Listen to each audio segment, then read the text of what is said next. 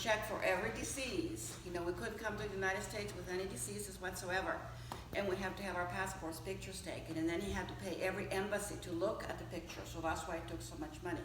So from the time that I was 6 years old, his dream was, and you know, stuck it in my head, we're going to the United States. We're going to America. We're going to the United States. And why were there so many embassies involved? Oh, there are a lot of embassies involved because my dad was born in Copan, Honduras. My mom was born in El Salvador. And Daniel and Ernie were born in Guatemala. And Sal and I were born in Salvador. So you had, you know, these 3 other countries besides the United States. And the relationships politically all had to line up and everybody had to be in favor at the same time. And so that's why it took so much time. And at that time, coming to the United States was on a merit quota. You couldn't come if you didn't have something to give the United States. You couldn't, you know, you just couldn't go and cross the border and go on welfare. You had to do things legally. And so that's what he worked so hard to do. And he would get really discouraged, and Mom would keep telling him, Daniel, your dream is going to come true. Daniel, todo va a estar bien, todo va a estar bien. And behind that also was Stanley Boggs. I shared with you some of who that was. And he and Daddy, he met my dad when Dad was about 17 years old in Copan. Daddy had a... And was he American, or was he from El Salvador too? No, Stanley was American. He was an American archaeologist from Harvard working on his doctorate. When you guys came in, did you guys have to do like tests? Yeah, we had to have all kinds. We had to have blood tests and No, I meant like tests, like how to be a U.S. citizen. yes, like that. in order to become a U.S. citizen, we had to take tests. Yeah, because that's what I learned in school. Yeah, isn't that great? Yeah. You had to earn your citizenship. You weren't just given it. Yes, Tinsley? Why did you have to get in the test? Like, why couldn't you just like go in the country with your Why passport? can't you just go in the country? Because each country has its own laws. And the privilege of being a citizen of the country, you know, you're born in that country, but you have to follow its laws. And being born in another country, I only had the privilege of that country. I didn't have the privilege of the country I wanted to come into. You know, and if I'm not a citizen of that country, I don't have any rights. You know, politically things are differently now, but that's the way it was. So anyway, Dad, when he was 17 years old, he used to love to drive trucks. You would know Grandpa Murcia knew he loved his trucks. And he had the brakes were bad in the car, and he had an accident, and he accidentally took the life of a young man, and he had to spend time in jail for that. And so when he got out of there, coming back home wasn't quite the same. So when Stanley wanted him to accompany him to be project manager of the different ruins, you know, to lead that, because Daddy was a hard worker and he spoke good Spanish. He only went to the 4th or 5th grade in school because the family needed him to work, to help provide money. But he would learn. He was always learning, and he would read and he would learn. So he was a good worker, and he got along well with people. He organized the workers really well and everything. So Daddy said yes. And so then he met my mom short after that, and they were married. What should I tell her? I'll tell this. Not really married in the sense of going to the Justice of the Peace and getting married. He wanted Mommy, so he convinced her to come live with him, and then the next day he went to the family and said, we're now living together. And so they always celebrated their anniversary on January 31st, because that was their first time. And Daniel, one of my brothers, when he found out later on that really wasn't their anniversary, legally it was April 15th or March 15th or something like that. He had no forgiveness or understanding for the difference in the culture, you know, to do that. He was really upset. But, you know, their life together as husband and wife started on January 31st. The legal papers is another date, but that's when their union started. Mom wasn't 18 years old then, and I have that one picture here to show you. I think you will saw it, I told you. So she was 17 when they She was 17, yeah. And she was really pretty, but her mother, my grandmother, passed away when she was 9 years old. And so this is their wedding picture. You pass it around, you know. So they were 17 and almost 18 and 21 in that picture. And he was born in He was born in Copan, Honduras, and that's by the ruins. And they had land adjoining the ruins, but they don't anymore. I have a picture here of Copan. So that's I don't know your where it is. That's your great grandparents. Ruins This is together. another picture of Grandpa. That's your, Say it. that's I your tried great, to organize the that's ones your with the great- ruins together. that's Oh, your grandpa Salvador's Okay, mom this and is, dad. this is a picture of Dad and his parents in Honduras in Copan by the ruins. And Julie says that now they're not open, they're covered. Yeah, they actually made it so that all of the stairs are So completely that's your great. as close to that's your as they great- used to be, and now there's like a big canopy covering the big statue that's in the your middle. great-grandpa. Really? Yeah, Dad took me That's there. your grandpa's We went to dad. Copan, Same guy that we just saw. and it's weird. Everybody looks like me and him, like with the fair skin and the red hair. They were like, "Are you Murcias?" We're like, "We are." Are you serious? I promise you. No, Yeah, that was Jack, for can you James. believe It's that? wild. Everybody looks like 1947. Yeah. fair. Well then, like I said, God has a sense of humor, because I've got olive skin and black hair.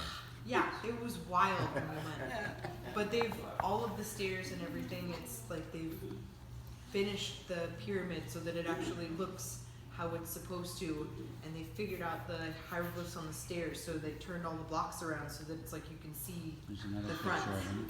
He was a little older. I'd like to go back again. Okay, Dad, sorry, yes, sweetie. That's a Oh, picture yeah, of I him did. and I'll show it to you in just a minute. Salvador. Dad was one of 13 children, and this is one of them in the middle. Her name was Blanca. We call her Blanquita. When we lived in the different places, some of his brothers and sisters would come and stay with us in our house, and Dad would try to find a trade school for them to learn. Like we sent Blanquita to a costurera school, seamstress school. Seamstress school, so she would learn how to be a seamstress. You know, to do that. And there were, you know, some of the other ones that I met, where are they? Anyway, I met some of his other brothers, but only when they came to stay with us. I didn't, you know, because we couldn't meet all of them. I only saw my grandparents 5 times in my life. And they Sal, were, do you remember them? No, no, sis. Sal was just a little baby when we, you know, when they came to Chachuapa. It's the last time I remember them. Okay, this is Blanca again. That's one of Dad's sisters. And this is Graciela, another one that I met, one of Dad's sisters. And that, okay. 13. He was one of 13.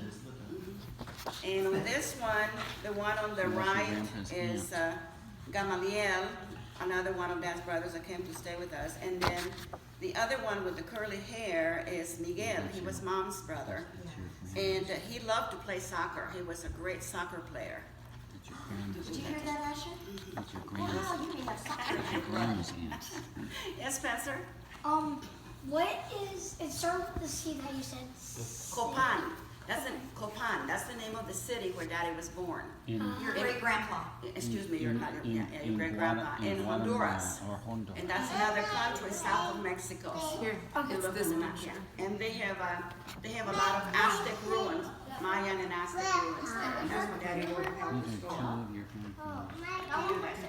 Hey, Sal, how old were you, Sal, when you guys came to the United States? When we came to the States, I was 6. 6. Do you have any memories of that? When we landed and stuff, yes, I Okay. did. But, when we landed. when we landed, it was a terrible snowstorm. And we were the December last, 27th. yeah, we were the last plane to land. They wouldn't let anybody else land but us in Chicago.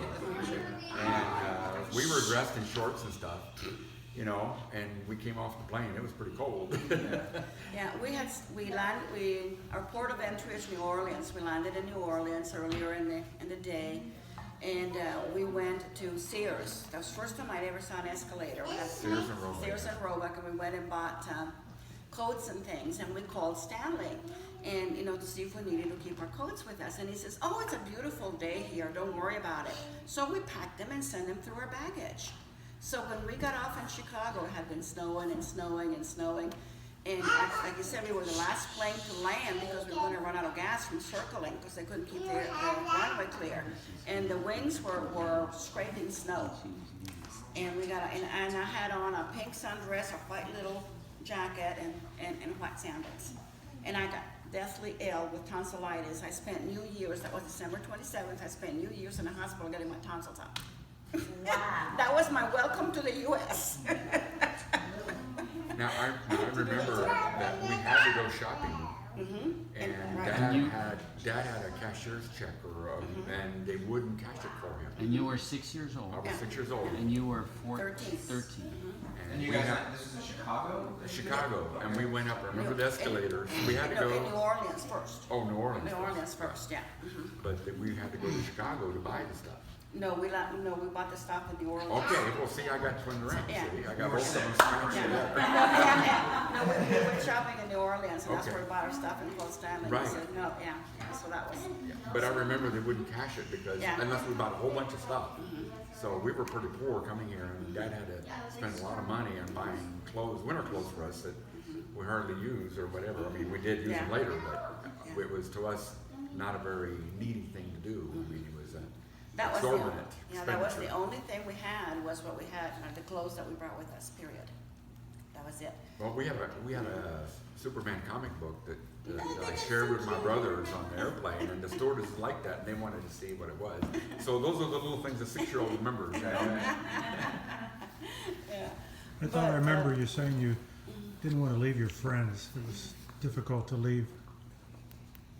Yeah, you know, you were a little kid, and you had friends and stuff like that, and little things you did. I remember we had a hoop that we had a stick, and you take the hoop and you run it through the little town. Remember where it was? In they had, Chachapa, yeah, where they had the coffee plantation and stuff. And we would, as kids, we would race the clouds. When it rained, we would race the rain, coming through.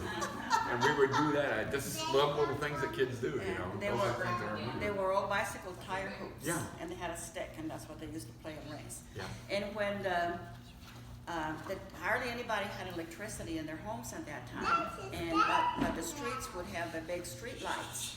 And so everybody, when the street lights would come on, everybody would go outside and put their little chairs and on the street, and all the kids would play in the middle of the street. We played all kinds of games Remember, like that. Mom had chickens, and she would sell the eggs, and a few of those that would hatch, and she would take care of the chicks, and so this was a little side money thing we did. Yeah, we were.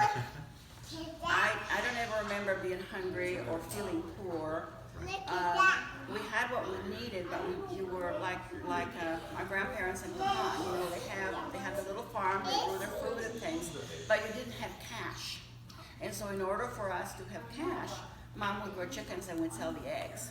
We'd go to the store and sell the eggs, and then buy paper from the same store to have to go to school.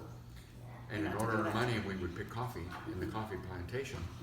As kids would all get together and put in, and they would pick up, and they paid you by the sack, by the weight of the sack. of the coffee beans. So how old were you when you did that? Five, 6 years old. I remember that. I remember getting sick on eating coffee beans. Eating 'Cause coffee beans? Yeah, it's like a cherry. Really? You only use the pit of the coffee, but the outside of it is like a cherry. It tastes a little funny, and it's almost like a cherry in the sense of the color. I remember eating all those, and I got sick. Oh man, It gives you dysentery. Yeah, dysentery. it was not good. I would not recommend that. And then they would dry the coffee by spreading it out and letting it dry up, and then they would separate it and stuff. But I remember the coffee plantation. So much like we did. Yeah, you wouldn't forget that, would you? No, Picking coffee was fun because it gave us extra money. it did. It gave us a little And cash. the one thing that I miss is the smell of the coffee flower after it's rained and it falls. The smell. It's just nothing that I've ever smelled again since then.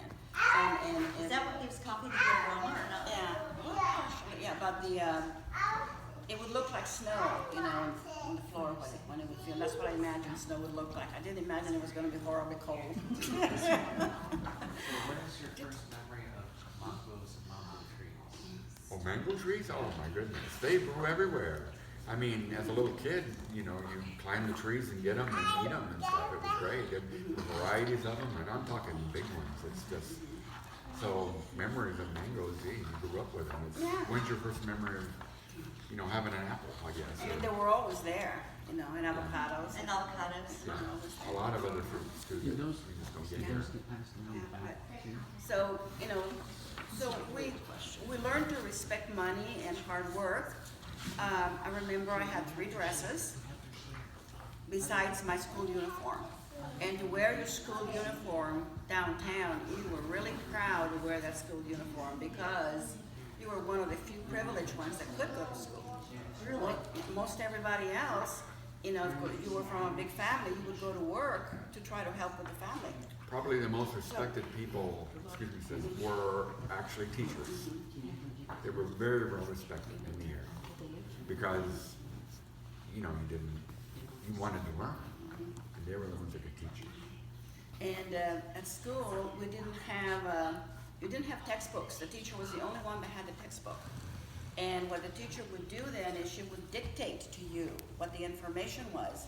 And we had those like composition books that you get, you know, we would have those books for every subject.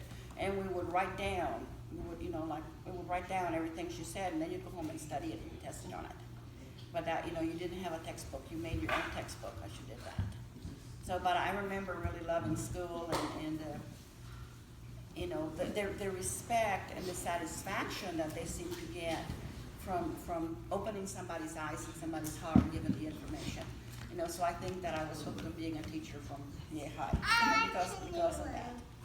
You know, one of the things I remember when we first came to the States even, was our parents never pressured us to do well in school. It was a very subtle thing. All they would do is look at you. No, really. They just wanted to see what you got. And if they were happy, you know, you did good. But if you didn't, they didn't say a thing. It was a very subtle thing that we had to do better. Oh no, I was told, you got a B, they're not all A's. So maybe that's because you weren't the firstborn. Yeah, I wasn't the pressure line. Because I've heard there's a big difference between Nicole and Ryan on that subject too. Oh, what, schooling? Yeah. Yes, I learned by watching my sister. Yeah. I learned to let my parents down early. But, you know, I remember mom, we didn't have washing machines or dryers. We didn't have a refrigerator, you know, so we had domestic help. You know, we had girls that would come in and help take care of us. And, you know, mom was very efficient in training them. And one time I remember it was my turn to learn how to make rice, fried rice. But we had a big, like the hot dog type dog, dash hound, is that what they're called? Oh, yeah, dash hound. A dash hound, yeah, dash hound. Dotson, excuse me, and her name was Golondrina, and she was going to have puppies. But I was supposed to be learning how to make rice, okay? But I wanted to see the puppies being born. So I burnt the rice, and I got a spanking because I burnt the rice. Not because, you know, what I was doing was wrong, but because I wasted something. You know, so that was a waste. So that's why I got a spanking. And mom used to say, it doesn't make any difference how much help you have. If you cannot show them how you want something done, you're not going to get it done right. So you've got to learn how to show them how to do things right. And then the other things that she told me, some of the guys really liked this, was that when your children are little, you give all your time to them because they're not self-dependent. They're not independent. They can't take care of themselves. She says, but never ignore your husband, because your children will grow up and leave you, and you will grow old with your husband, so you always take care of your husband. She used to get up early and put on her makeup and dressed and be pretty before Dad got up. She always used to do that. So, I remember that. and I believe that it was 2 weeks before she passed, and she still had her hair colored. Yes, she did. She was very particular about the way she looked, and she wanted everybody to know she took care of herself and she looked pretty. So, She also had braces at her 70s. Yeah. Right? yeah. That's pretty cool. Yeah. So anyway, she didn't have much formal schooling, but she had a memory. If any of you have a good memory, thank Grandma Murcia. I mean, she memorized recipes from just listening to them once on the TV. You know, she couldn't read or write English, and you know, everything was like by the pictures when she went to the supermarket. You know, to do that. So I really admired her courage. You know, and the fact that she wanted to do right by her children, and that too, because he gave up a job that had prestige and dignity and position in the community to come and be a farm laborer. a farm laborer, and to be bullied by the other farm laborers that he worked with. His whole life he was bullied. Can you guys talk a little bit about how you were received by the community when you first immigrated in Muncie? In Muncie or in Mentone? In Mentone, yeah. In Mentone? Okay, Mentone is a very little town. Before we came, they had never seen anybody from another foreign country before. We were like the first black people, basically. Exactly, But yeah. you weren't black. No, No, but we were foreigners. Well, I and heard that word a lot. we were treated worse than them, to be honest with you. My first day of school, I remember, well, my hair looked pretty much like it does now, kind of blonde and streaked from the sun. And I was tanned, and I was wearing a plaid skirt and a white blouse, and I had my hair on pigtails on the side with red ribbons. And the kids looked at me like, who the heck are you? Because they were expecting somebody with long braids and an Indian dress, you know, and dark. And, you know, what do you mean? And they said, well, how does it feel to wear shoes? I go, these were specially made for me. You know, I had never had clothes that were not specially made for me, measured to me, tailored to me, or shoes, you know, from a store till I came here, and they thought I was lesser than they were. I didn't like school at first very much because I couldn't understand anything. I stayed home Because you didn't speak English. because I didn't speak English. I could do math and science with no problem. I didn't have to worry about that. But I started going to school at the end of February, and by May, I no longer had to translate my books, my school books. And I think I learned English faster than everybody else after I didn't want to do it, to do that. But the kids were not very tolerant. First, because I insulted their intelligence because I didn't look like they expected me to. So I've learned, have no expectations. You will be disappointed, you know, to do that. And then one of the teachers did put a test, some kind of a problem-solving test, you know, that he gave everybody. And my answer was the most logical answer, you know, as to how to solve the problem. And he told everybody that, and that made everybody even angrier at me, you know, that he was this new kid who didn't speak English, you know, to do that. So they were, what we don't understand, we tend to become angry about because we feel less than and foolish because we didn't know, because it showed up our ignorance.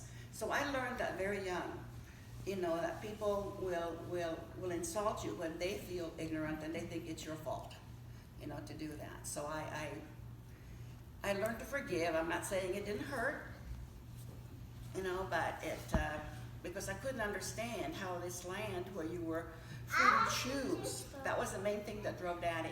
He wanted us to be able to choose whom we were going to be and what we were going to believe and whom we were going to vote for. You know, so don't ever lose your choice, or don't give anybody else your power to choose. It's yours. And that's a God-given right that we have. Sorry. No. My experience was a little different. Okay. They broke ground for me. Mm-hmm. Yes. So I was already accepted. I didn't care. I liked everybody, enjoyed everything. And we were in a small 2-room, or 2 grades were in 1 room. So when I started, I listened to the other class, and I knew what the other class was doing, not only mine, but the next one. So when I got to the next class, you were bored, you know, because you already knew the stuff. But I enjoyed, I mean, to me I was accepted. Well, see, I was the oldest one and the first one, so Right. I was the one that had to kick the door in. Yeah. And I learned how to speak English watching cartoons, really, and watching Mighty Mouse and Mickey Mouse and, you know, all the cartoons and stuff. And Could you clarify that in today's society, cartoons are really not that educational for the rest of the young adults? Could you elaborate on that a little more? Well, the thing was that you were listening to a language, how it was pronounced, Right. and lots of times what the words were. So I picked that up, and you see and you know how to pronounce them. Cartoons are Thank God you didn't foreign speak language.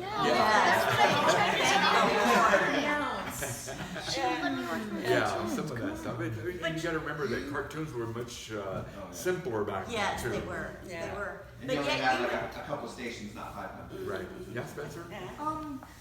So, like, what kind of classroom were you in? Was it like a classroom with, like, an old classroom Yeah. with only like one room?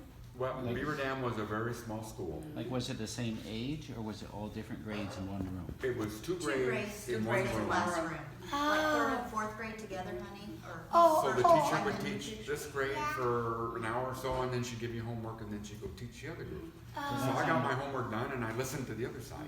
Ah. He's followed me, and I got picked up on what they were doing, because I was interested in things were, you know, you could catch on to it, you went for it.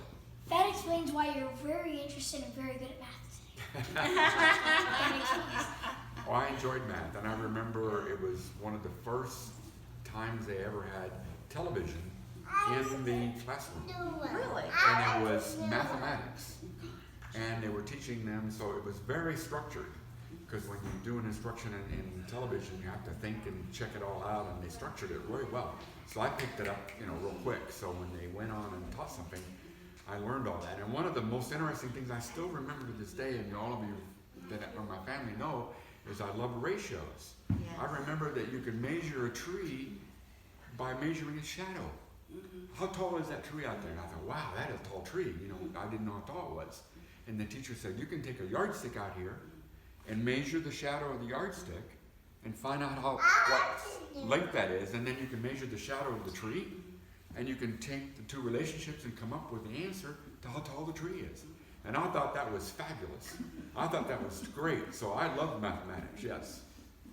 Yeah, that's good. But you see, Salvador said he loves school. But like I said, God has a sense of humor, because I was the only child born here. I had black hair and I had olive skin. So even though I was an American, I was very much a foreigner in my looks. And I was called names that I didn't understand. And I thought that being bilingual was normal. I didn't know that only one language was usually what most people had. So I can remember asking Grandma Murcia, now what language do I need to speak when I go to kindergarten? And she said, what we speak at home is Spanish, and you won't use that when you're at school. But yet, I had a little bit of the, what do I want to say, being ostracized for looking a little different. Yeah, wait, so you didn't know what they were saying when you, I understood English, but I understood Spanish too. But see, I didn't know which language I was supposed to use when I went to school, when I went to kindergarten. Because she used both all the time. Because I spoke both. oh. So, yeah, so you kind of got that from the rest of your family because they all came from a different country. So. I know, I was very blessed that they taught me Spanish. So, did you feel mistreated like that all through school? Not all through school, but Just at I the had early- resentment the for early being sometimes. different and for people calling me a foreigner when I was born here. You know, it took me a while to understand Were your that I was parents okay pretty being different. hammered by the community too, like that, with racial? Your mom and dad? Well, I'm sorry, I didn't hear you speak. Did Your you? mom and dad have a hard time with, well, you said grandpa was always picked on by the other farmers. The that- workers, right? Yeah. It's one of those things where, It's not a good old boy, basically. yeah, or they talk louder to you because you think you don't understand, you know, so they talk They louder think to you're you. dumb, Right. you know. It's that type of a thing. I could see that, you know.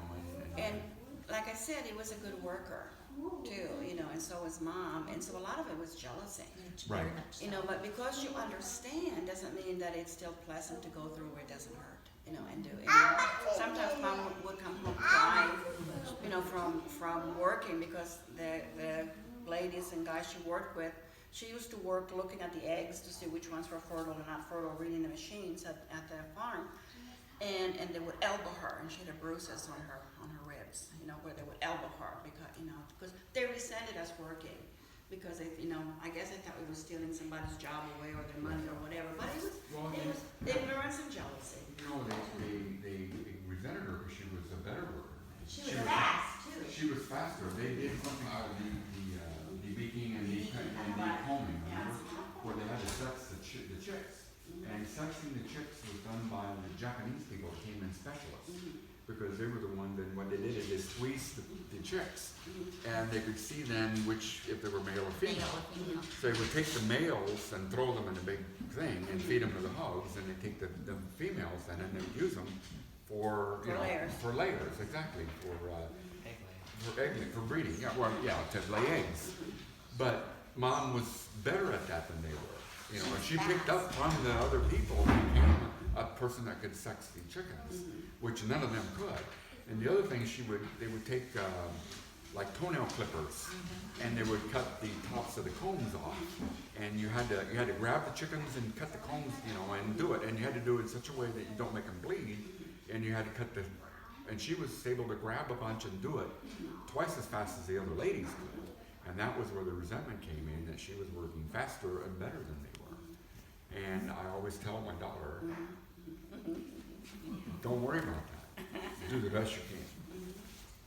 That's right. And it didn't make any difference what the challenge was. You know, she would meet it. You know, if she didn't know where to go or what to do, she said, well, we just ask and find it along the way. You know, she wasn't... What I found frustrating, Harley, as being the youngest child, was when we would go out to the grocery store or anywhere, they wouldn't take the time to listen to Mom and Dad because they had an accent. So they would look at me, and I would get so frustrated that they would not take the time to listen to the adult. They wanted me to translate and say because I didn't have that accent. Right. So those were the things that I really resented, I think, you know. Yeah. It was irritating to me. Yeah. Sal, Just take the time to listen. could you clear the record, because I heard a different perspective on this yesterday, that when you put Rita in the box to push her down the stairs, it was because you thought she would really enjoy it. He loved me. I wanted to play with my younger sister and enjoy her and all this stuff, and one of the fun things was to go down the steps in a box, you know. Sure. So I put her in a box and I pushed her down the steps, you know, so He did that to it Sally. wasn't, it didn't have good results, let's put it that way. And Noel did that to Sally. Wait, what? What now? What? And that was because you wanted her to enjoy it? After, take her outside. After, grab her. Take her outside. These are two pictures of Mom at different times. On this one, the darker one, she's wearing a silver pin. It's pure silver. It was made in Guatemala, especially for her, the quetzal. The quetzal is a beautiful bird, and the feathers are about 5-6 feet long, and the Indians used to use them to make headdresses. And it's a beautiful emerald green and you know, different colors. And that was her favorite pin, and I don't know what happened to it. You know, but she was so proud of that. You know, she used to wear it all the time. So, and please notice the curly hair, all you guys, to do that. So. What Spencer? Did you guys have any pets growing up? Yes, we did. You know, we had the one dog that I told you about, Olondrina, and we had little parrots. You know, to do that. But see, the mentality of the Spanish and the Indians were that God made animals to serve us, not us to serve animals. So the word pet does not exist in Spanish. They have now called it mascota, which is like a mascot, you know, like the lions and the bulls. Yeah, Mascot. they're calling mascotas, you know. So that didn't. I mean, we loved them and we took care of them and everything. We enjoyed them, but they weren't, you know. But we were not to be subservient to the animals, you know, to do that. When we came to the States, we did have a cat also by the name of Dolly. Dolly. Yes. Siamese Okay. cat. She was my Siamese cat. Quick question. When you guys were on the farm, Grandma told me that you had like a baby chick that used to follow you around. And I stepped on it. That story wasn't a whole... No, it's Oh, true. no. No, they brought this baby chick home. For Easter, I think it was. Okay. Yeah, and that chick followed me everywhere. You know, I was mommy. Yeah. And one time I went down the step and I didn't see the chick and I just splatted it. Okay, so I heard that story as one of the reasons why we never got like the Easter chicks or whatever, how everybody used to. Oh, it's like true. Rita stepped on one and it was horrible. And It I'm like, was a terrible experience. I still can stepped on see a it. baby chicken. I'm like, what? I couldn't even comprehend. Oh, it was bad. You don't want to comprehend it. It was, I mean, now as an it was adult, an accident. It was an accident. She accidentally stepped on the baby chicken. And it went So that was been cleared up. flat against the This is, this would be my grandfather, would be your great-grandfather. His name was Antonio Prado. Great. Yeah, and he, when his wife, Maria Teresa Prado, when she passed away, these are the only two pictures I have of them. There's another one of her, but I didn't have it printed. Anyway, she passed away when Julia, your great-grandma, was 9, and he couldn't handle the loss, and so they had plantations and oxes and things, and he lost the money, the family fortune by gambling and drinking and all that kind of stuff. So my mom, your great grandma, had a hard childhood. Do that. So. She took care of the rest of the family. Yeah, What we always heard that she was the oldest, right? And she ended. She was the only girl. She was the only girl. She was the only girl, So she and the 3 ended up boys doing all were the workers. duties in the house. Yeah. So she used to cook for all the farm workers, and I mean, she was only 9, not very big, and she used to have to stand on a little stool to wash the guy's pants and How iron. old was she? She was 9 Kinsley? when that's time. There's some laundry and some cooking to do. Yeah. Yes, honey. isn't this picture of the mom like in like, or who was she again? She's my grandmother. Oh, so this was in the 1800s, wasn't it? Early 1900s for that one, yeah. Oh, okay. Yeah, early 1900s. Great, Yeah, great. yeah, your great On my grandma. mother's side. On my mom's side, right, yeah. Maternal. Yeah, and she died from a heart So attack. what country is this, El Salvador? El Salvador. El Salvador, yeah. And this is, again, I already showed you that picture of him, didn't I? Tio Miguel, the soccer player. Yeah, no, I told you about him. And again, notice the curly hair. That was It's mom's brother. Yeah, mom's brother. So this is, Mom's side of the family had more curly hair than More dad's. curly hair. That is Yeah, right, yeah. like Salvador. Yeah. So anyway, going to school for me, okay, this is another picture of my grandpa Antonio. And the houses down there had balconies, and so people would peek into your home whenever you were having a party. And this was Daniel's birthday party, and that's Mary Beth hitting the piñata that Mom and I made for his birthday. Okay, I gotta tell, I'm getting there. Mary Beth, also known as Tootsie, is the daughter of Stanley and shape her on the side. and So you think Inez, and he- we call Look at we him. call her Tootsie because her dad was loved to play with her Tootsie and And it looks Tootsie, like so they you. named us And he that. likes soccer too? Anyway, when they moved to the States, they were named, just became so depressed and lonely, Indiana, cornfields and snow. They didn't even have any cilantro in the States at that time. And that's the one thing that they asked Daddy to do, is, Daniel, whatever can you bring us some cilantro seeds so we can plant them? So in between, on the pocket of Daddy's coat, in between the seams, there were little cilantro seeds. That was the only way we could sneak them into the States, so we could have cilantro, because they really missed it. And then here again, it's named on the back of our house, and whatever they found in the ruins, they would bring home to our house. We had like a storage room, and then they would sort them out on tables on the side, and then they would go to different museums and they photograph them and catalog them. So that's what they used to do. And this is, Sis, Michelle had. oh, I'm sorry, yes. He had to sew the seeds in to bring them back. We had to hide them. We had to hide them in between, there's a seam in the pocket. He put them in, and on there in between the seams, and Mom sewed the things up so they wouldn't come off. So that's what they did, to bring cilantro seeds in. And then every year, I remember Daddy would plant the cilantro, and we would have to dry some, so we would have seeds for the next year.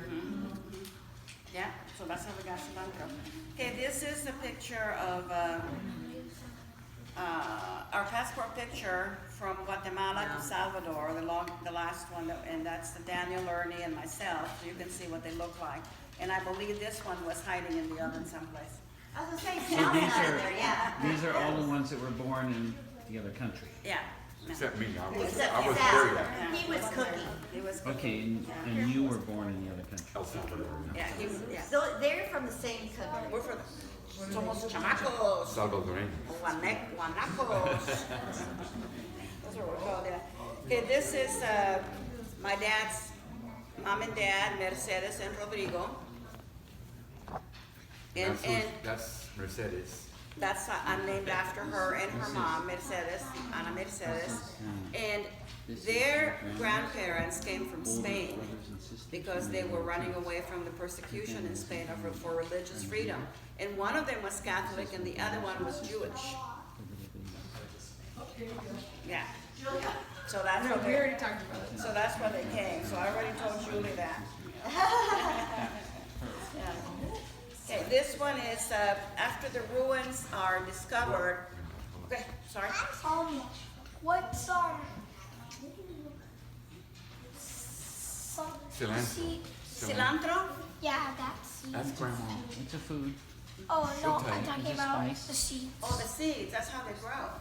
Cilantro is a herb. It's an Yeah, it's It's the Like green parsley. stuff It's grandma the green chops up. stuff that you put in It's a that you food. put in your pico de gallo But that the- smells. Oh, so it's basically like a food. But Right. there's so many different varieties, and the variety we have down there is much more flavorful. That's why they wanted that particular one.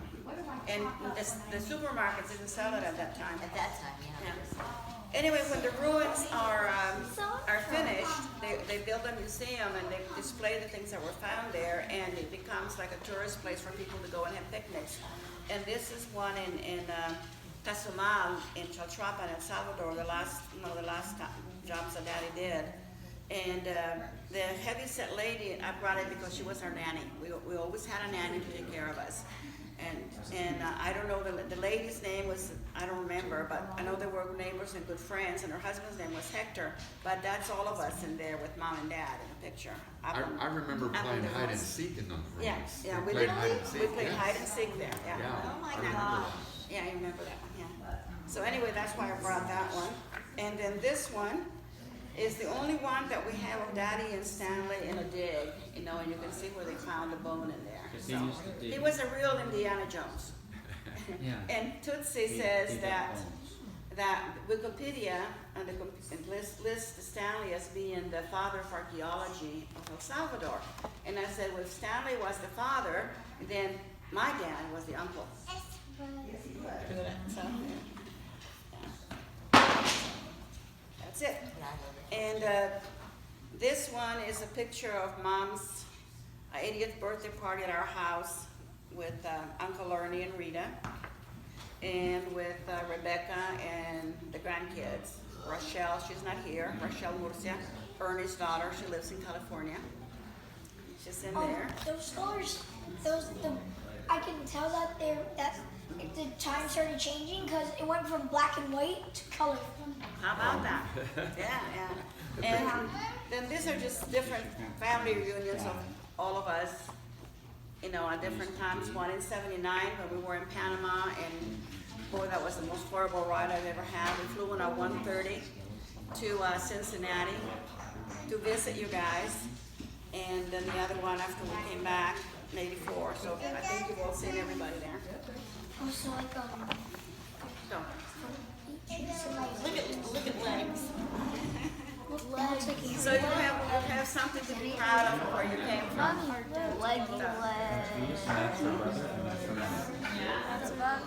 I just didn't know how many of you had heard, a lot of this. That's my By the way, my sister was born at home, and I helped to live with her. Daddy had to pay $50 for Dr. Wilson to cut the cord, and he thought that was awful. He did all the work, and all Dr. Wilson did was cut the cord. What's this? Area, you're inside this picture. Yes. Right there. You look the exact same name. You look the same as you are And now. all these pictures, In 1980. Libby scanned and put on La Familia, so you can have them all. I just printed a few ones that could be bigger, so we, have something to share with you. To do that, but yes. Yeah, that's her. Abuelo Antonio is my mom's dad, my grandpa. And he is sitting in the window? Yes, he's the one sitting in the window. There's a little over 1,000 photos in the family photo album. Where does it go? Let's see, you're bringing the cookies. Yay. Thank you, Libby, we appreciate that. Yes, Spencer. Did you guys go to to the sites where your father worked and go and help him or visit him and help him sort out all the stuff? Yes. As much as they would allow. As much as they would allow us to. Spencer asked if we would go visit Grandpa when he was doing digs. Yes, some of my memories. I was 6 or 7, 8, and I was wearing a pretty Philly dress, and there's a big cistern, where they like a well where they put water. And Dad wanted me to see what was there, and he turned me upside down and put me down in there, and I was so embarrassed, with a frilly Because dress. you had a dress on. Because I had a dress on, I was so embarrassed. Yeah, he used to take me on digs with him, and one time we were buried in one. It collapsed on us. She was in Berlin. Yeah. Yeah, she wasn't. Not very long because there were people working, but that's why I'm claustrophobic. My head knows it, and my heart doesn't. Yeah. Oh, so But I mean, there were workers there, so they got us right away. But it's a pretty scary feeling, to do that. And the ones in Guatemala, I didn't print that picture. There's one of me leaning over, looking at the tomb. There was a great big flat rock, and the person buried there must have been very important because he had the quetzal feathers, the different colors and different color little beads. And I was just little. I was fascinated by the beads, and they had it, on our storage room. And I went there and started playing with the beads and messing with bones. Oh. So I got a good spanking for that one. Have you been back? We haven't been back since we came. No, I haven't been back, but I like to sometimes to see that. Yeah. No, we used to play up and down the stairs. Like you said, we used to play hide and seek, and it was fun to do that. So, Mom and I also sold drinks, tamarindo. I don't know how many of you know what tamarindo is. Tamarindo to the people that would come on the weekend, to do tourists. And so Mom and I would make tamarindo and drinks and sell it to them to have extra money, to do that. So it was fun. Oh, one thing that I miss is loroco, which now they finally have here, but it's the flower on the vine, and it's called loroco. And I don't know what it is, but it came from Salvador, and it really smells good and tastes good. And I only have it when I go visit him, and he takes me to the Salvadorian restaurant. Yes, Spencer. I was like, wait, is it edible? And then you said it tastes good. It tastes really good. Yeah, so maybe I'm gonna have to check on that. We used to have nicknames. Ernie's name was Nito Pepeto. Oh, that's No, it wasn't. They were not mean nicknames. They were so rhyming. It's Well, it is. It is. Pepeto is like a seed. Like a seed. And you eat the kind of the skin on the outside of the seed, and it reminds me of like a marshmallow thing. It tastes very sweet. So he would always eat that. He liked to eat He that. loved that, So yeah. we called him Neto Pepeto. My nickname was Chambi. I used to be called Chambi. That's when I was little. What does Chambi mean? It's just a diminutive for Salvador. Like I'll call you SJ, For right? Salvador, yeah. Yeah, SJ is actually more reasonable because Spencer James, SJ. Mine was Chita, Chita, because my middle name is Mercedes, after my grandma and great-grandma. And so Mercedes becomes Merceditas, which becomes Mechitas, which becomes Chita. What did Daniel? Daniel was just Danielito. Danielito. And he gets angry with me when I call him that. But I So I still just call say, him what that. about Richard Nixon? Yes, honey. What about Richard Nixon? What about Richard Nixon? What about Richard Nixon? did I tell you that story when I was in school? Oh, okay, okay. When I was in school, about fifth grade, Richard Nixon at the time was vice president. And my mom used to take great pride in my uniform and how it looked. You know, it was perfectly pleated, you know, no wrinkles, no nothing. And so they went around and looked at everybody, and they picked me to give him roses when he came to visit El Salvador. So I got to meet Richard Nixon. Vice President Nixon. And because I looked American, they thought he would be impressed. It wasn't because of me, but because of how I looked. And I've always hated that. So, but it was fun. It was nice to hear. Any other questions, guys? How often do you visit Dan? How often do I visit who? Your grandpa? Your grandpa hasn't talked to me. He cut me off his Facebook page, I don't know, since after Grandma died. After Grandma passed away. You're talking about Daniel? Daniel, yeah, Daniel. I probably talk to him more than anybody. I have a okay relationship with him, and I do a WhatsApp with his now wife, and I will occasionally talk to him maybe once or twice a year. You know, that's about it. So. When your grandpa was born, he was a 7-month-old baby. He was early, and I remember driving with Daddy at night to go get the midwife when he was born, and he was so tiny and so little. We had to keep waking him up and taking him to Grandma so he'd nurse. But then he grew up real healthy. But anyway, he had bright auburn red hair and green eyes, and to the native Indian population, that was evil. And so mom, mom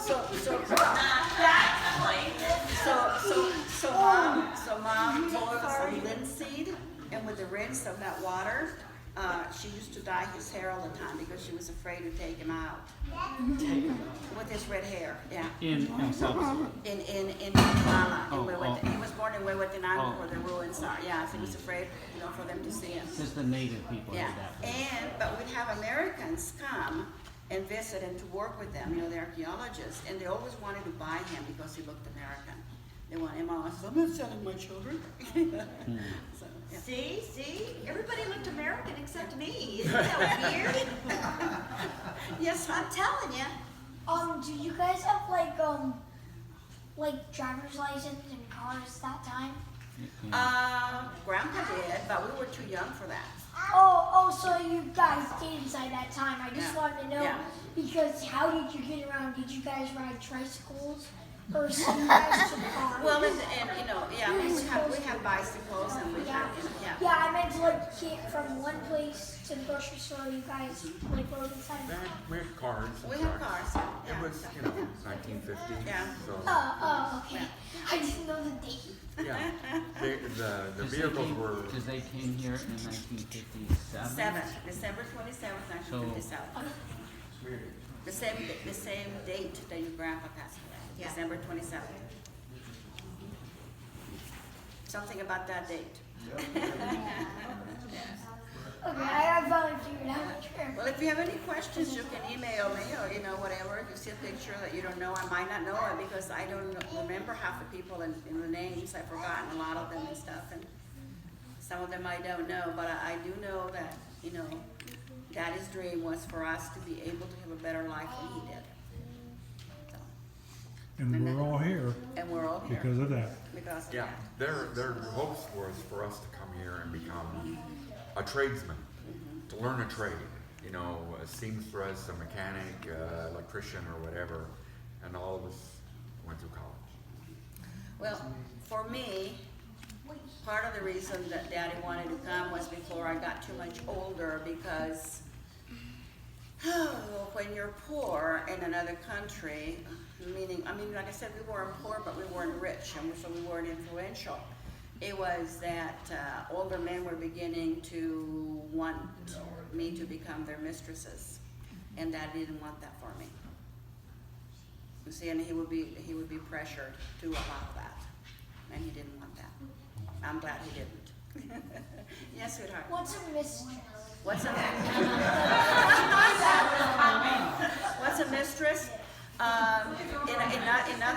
culture. Oh. Husbands and wives have other girls so they go have fun with, and that's their mistress, and they maintain it. Like Yeah. a girlfriend. Like a girlfriend, yeah. Like A wife and a girlfriend. Mhm. Yeah. Yeah. Is that pretty acceptable, or at that time? Is that- Oh, it is very acceptable in the Hispanic culture. When I taught in Del Rio, I had one of the assistant principals. He was getting married, and he needed for me to talk to this one lady, you know, and kind of broker a pretend mistress situation so that his friends wouldn't make fun of him, because they all expected him to have a mistress to do that. Yeah. I just don't really, I don't know. Yeah. It's like Daddy told, predominantly Catholic, right? yeah. Like, that doesn't make any sense. There's like still pretty hardcore like infidelity. That like, just means not that you acceptable. go and confess and you can do it again because you know you're forgiven. that's what Sorry. Catholic's all about, isn't it? That's not the way it's supposed to be, but that's the way being human beings interpret it, yeah. Yeah. But Dad used to tell me a story that I was 4 years old, and he was asking me what I wanted for a husband. And I said, well, hips on shoulder, hands on hips. I'm not marrying a Latino because my husband's not going to have a mistress. And he better not. And you better not, yeah, you old ladies man. So as a child, you pick up the culture that's around you, even if you don't know what it is. You know, you pick that up. So, and I knew the guys that were looking at me, but I ignored them. I didn't like those big old guys. So, but that was part of the reason. So, for us coming too. So. Thank you, guys. Thank you so much. Anytime. Thank you. Thank you so much.